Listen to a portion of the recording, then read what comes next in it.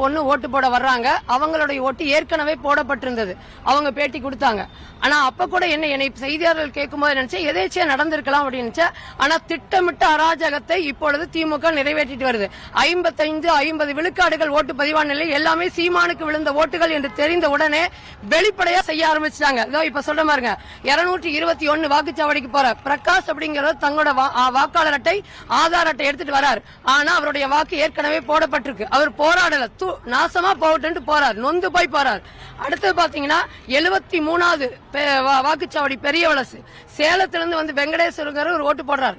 எந்த சான்று கொண்டு வரல, சான்று கொண்டு வந்தாலும் ஒத்து வரல, சம்பந்தமே இல்ல முகத்துக்கு. அதுக்கு அத வந்து எங்களுடைய வாக்குச்சாவடி முகவராக இருக்கக்கூடிய ஒரு பொண்ணு கேட்டோன்னே நீங்க யாரு கேட்கறதுக்கு, நடக்கிறதே வேற, வீட்டுக்கு மரியாதையா போயிருங்கன்னு அவங்களே அவங்க கணவரை விரட்டி இருக்காங்க. 73-74 இருந்தவங்க விரட்டப்பட்டிருக்காங்க. மேற்கு தொகுதியிலிருந்து 2 பேர் வந்து ஓட்டு போட்டிருக்காங்க. இதை கேள்வி கேட்ட அந்த பொண்ணை வந்து நீங்க இங்க இருக்கக்கூடாதுன்னு விரட்டி இருக்காங்க. அது மட்டும் இல்ல 212 இமான் ஒரு தம்பி இஸ்லாமிய சொந்தங்கள் அவங்க அப்பா வச்சு இஸ்லாமிய சொந்தங்கள் நாம் தமிழர் கட்சிக்கு வரவே கூடாதுன்னு மிரட்டி இருக்காங்க. நான் ஒண்ணு மட்டும் உங்கள்கிட்ட சொல்லிடுறேன், நான் வந்து ரொம்ப வந்து இந்த அரசியலை ஒரு மாண்போடு கொண்டு போகணும். நாம் தமிழர் பிள்ளையா அண்ணன் சீமான் அவர்கள் என்ன நோக்கத்துக்கு நிற்கிறார், அது ஒரு எல்லாத்தையும் அன்பு கொண்டு நேசிக்கிற பிள்ளையா போனேன். காலையில இருந்து அப்படி இன்ன வரைக்கும் தண்ணி கூட குடிக்கல, 7 மணிலிருந்து பயணிச்சேன். சில சிக்கல்கள் வந்தா கூட அதை வந்து சமாளிச்சு எதேச்சியா நடந்திருக்குன்னு நினைச்சேன். ஆனா திட்டமிட்டு எப்ப அந்த வளையக்கார வீதியில அந்த பொண்ணு பேட்டி கொடுத்ததோ அப்ப இருந்தே தொடங்கிருச்சு. இப்ப நான் வரும்போதுதான் தெரியுது, நாங்க வந்து போராடி இந்த ஒரு வாரமாக ஏன்னா வாக்குச்சாவடி முகவர்கள் போடுறது முக்கியம்னு சொல்லி ஒவ்வொரு உறவுகளும் சொந்தங்களும் அங்கங்க இருக்கிறவங்களை போட்டு 100 விழுக்காடு பதிவு பண்ணி வச்சிருக்கோம். ஆனா நான் காலையில் நினைச்சேன் 30 விழுக்காடு ஆட்களே இல்லையேன்னு. இப்பதான் முடியற நேரத்துல நான் கூப்பிட்டு கேட்கலாம், ஏன்னா போட்டவங்க வந்தாங்களே இல்லையா போது இரவே சொல்லி, ஏன்னா இவங்க நாங்க கையெழுத்து வாங்கிட்டோம். அப்ப இரவே வந்து என்ன பண்றாங்க அப்படின்னா இவங்க போடுறாங்கன்னு தெரிஞ்சு வீட்டுல போய் மிரட்டி வரவிடாம பண்ணிட்டாங்க. அதுக்கு அப்புறம் வந்து ஒரு சிலர் வந்து உட்காரும் போது இப்ப வந்து என்னன்னா 55 விழுக்காடுகள் ஆயிருக்கு ஓரளவிற்கு. ஒரு சில இடத்துல 60 விழுக்காடு ஆயிருக்கு. எல்லாமே சீமானுக்கு விழுந்த வாக்குகள். இனி மீதி வாக்குகளை நம்ம போடணுங்கிறதுக்காக எந்த சான்றும் கொண்டு வர இந்த துண்டு சீட்ல இந்த நம்பர் மட்டும் எடுத்துக்கிறாங்க. இது எப்படி எடுக்கிறாங்கன்னு தெரியல. இதை மட்டும் எடுத்துட்டு என்ன பண்றாங்க, ஓட்டு போடுறாங்க. ஆனா உண்மையானவங்க வரும்போது அவங்களுக்கு ஓட்டு இருக்கிறது இல்ல. இது பெரும் வேதனையா இருக்கு. அது மட்டும் இல்ல அராஜகம். அதனாலதான் ஒருவேளை அதிமுக கூட்டணி பிஜேபி கூட்டணி எந்த கட்சி நிக்கலாம்னா நாங்க நின்னோம். எங்களுக்கு வெல்றது தோக்கிறது முக்கியம் இல்லைங்க. மானம் கெட்டு போய் இந்த மண்ணில் இப்படி ஒரு அடிமையா இருந்து இந்த பதவி வாங்கி மக்களுக்கு நீங்க என்ன செஞ்சிட முடியும்? நான் கேட்கிறேன், மக்கள் உண்மையாலுமே உணர்வாங்க. ஏன்னா எங்களோட உழைப்பு தெரியும், எவ்வளவு தூரம் நான் கஷ்டப்பட்டேன்னு தெரியும். ஆனா நான் நம்பி இந்த துண்டை கூட உங்களுக்கு தெரியும், காலையில போடக்கூடாதுன்னு சொன்ன அடுத்த நிமிஷம் நான் கழட்டி வச்சேன். நீ வந்து யாராவது சொல்லுங்க, இதுக்கெல்லாம் உங்களால பதில் சொல்ல முடியுது, அதுக்கப்புறம் என் துண்டை கழட்டுறேன்னு சொல்றேன். இது வந்து ஒரு பெரும் கொடுமை. நான் வேதனை தாங்க முடியாம தான் வந்து சொல்றேன். நான் ஒரு இடமா இருந்தா விட்டுருப்பேன் மொத்தத்துக்கான. இப்ப அந்த வேலை தொடர்ச்சியா நடந்துட்டு இருக்கு. இது கொடுமை தாங்க.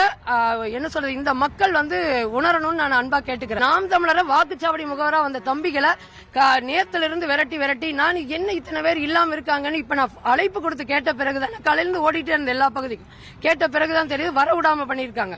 அவ்வளவு தூரம் போறேன்னு இதுக்கு முக்கியத்துவம் கொடுத்து, ஏன்னா இந்த தடவை மக்கள் எங்களுக்கு வாக்களிக்க தொடங்கிட்டாங்க. அப்ப வாக்குச்சாவடி முகவர் நாங்க போடணும். இதுக்கு திட்டமிட்டு ஐடி விங்ல இருந்து மிக சிறப்பா ஒரு மாதமா வேலை செய்யறாங்க. போட்டு ஆனா இரவு முழுக்க பாதி பேர்த்த விரட்டிட்டாங்க. மதியத்துல கொஞ்சம் பேரா விரட்டினாங்க. இப்போ வேற வழியே இல்லாம நெருக்கடி கொடுத்து நேருக்கு நேர் விரட்டுறாங்க. அதை 73-74 அந்த பொண்ணுங்க பயந்துட்டு இப்ப வீட்டுக்கு போய் இருக்காங்க. ஏன்னா அவங்க குடும்பம் எங்கிட்ட கேக்குறாங்க, அக்கா இப்படி பண்றாங்க என்ன பண்ணிட்டு. எங்களை பொறுத்த வரைக்கும் குடும்பம் முக்கியம். ஏன்னா நாங்க அம்பலப்படுத்துறோம். திமுக வந்து அராஜகங்க.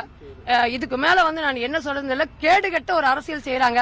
இப்படி வாங்குகின்ற என் மக்களை வந்து ஏமாற்றி ஓட்டு போட்டு அவங்க போட்டதா வாங்குற ஓட்டு மிகப்பெரிய கேவலமா நான் சொல்றேன். நான் பெண்ணா அண்ணன் சீமான் எடுத்திருக்காரு. நாங்க எந்த நோக்கத்துக்கு நின்னமோ அந்த நோக்கத்தை இந்த மண்ணில வந்து போராட முடியாம இப்படி ஒரு அராஜக வேலை நடக்குதுங்கிறத நான் வெளிப்படையாவே பகிரங்கமா அறிவிக்கிறேன். இது கொஞ்சம் தான். இன்னும் வந்து நிறைய வந்து நான் எழுதல, எல்லாம் பாத்தீங்கன்னா உள்ள குறிச்சு வச்சிருக்காங்க. நான் பொய் சொல்லலையே. நான் காலையில கடந்து போனா இல்ல உங்களுக்கு சொல்லுங்க, வளையக்கார வீதி அந்த பொண்ணு நிறைய செய்தியாளர் கேட்டீங்க. அது எப்படி நீங்க ஒருத்தர் ஓட்டு போட முடியல தவறு தானே நீங்க கேட்கும் போது கூட தவறுதலா நடந்திருக்கு. நான் போனேன். நான் எப்படிப்பட்ட மாண்போட அண்ணன் சீமான் அவர்கள் என்னை களத்து நிறுத்தியிருக்காரு. இந்த துண்டை போட வேண்டாம்னா நம்ம பண்ற திமுக வேற கட்சிக்காரங்க சண்டைக்கு வந்தா கூட சரிப்பா வேணாம். ஏன்னா எனக்கு தேவை இந்த மண்ணு, என்னோட மண்ணு ஈரோட்டு மண்ணுல ஒரு அரசியல் அதிகாரிகளா ஆசிரியர்களா வேலை பார்த்தவங்க தேர்தல் பணி செய்யறாங்க.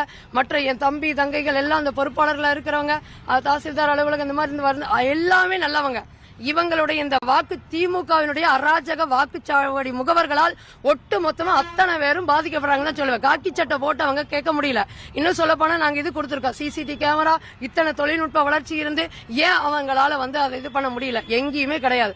ஏன்னா அவர்களை மீறி இங்க எதுவுமே செய்ய முடியாத ஒரு சூழல் தான் இருக்குதுங்க. நான் வெளிப்படையா சொல்றேன்.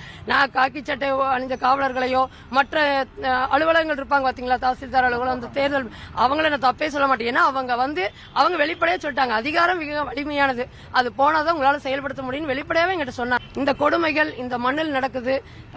என்ன சொல்லுங்க, நான் ஒரு இம்மி அளவு கூட யாரையும் பகச்சிக்க கூடாதுன்னு நினைச்சேன். ஆனா மிகப்பெரிய வலியோடு வேதனையோடும் உண்மையிலுமே சொல்றாங்க, ஒரு மாற்றம் வரணும்.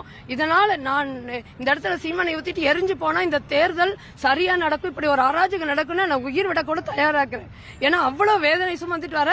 ஏன் தெரியுங்களா, நான் என் மண்ணை நேசிச்சேன், என் மக்களை நேசிச்சேன். போகின்ற வழிகள் எல்லாம் என் மக்கள் அன்பை கொடுத்தாங்க. உங்களுக்கு தான் ஓட்டுனாங்க. 55 விழுக்காடு ஓட்டுகள் விழுந்தாலும் புதிய இளைஞர்கள் குழந்தையை தூக்கிட்டு குடும்பமா ஓட்டு போட்டாங்க.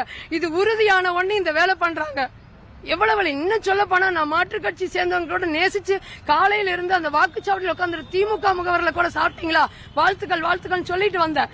ஆனா இப்ப வந்ததுக்கு அப்புறம் இவ்வளவு பெரிய ஒரு அராஜகம் நடக்குதுங்க போது பெரிய வேதனை தான்.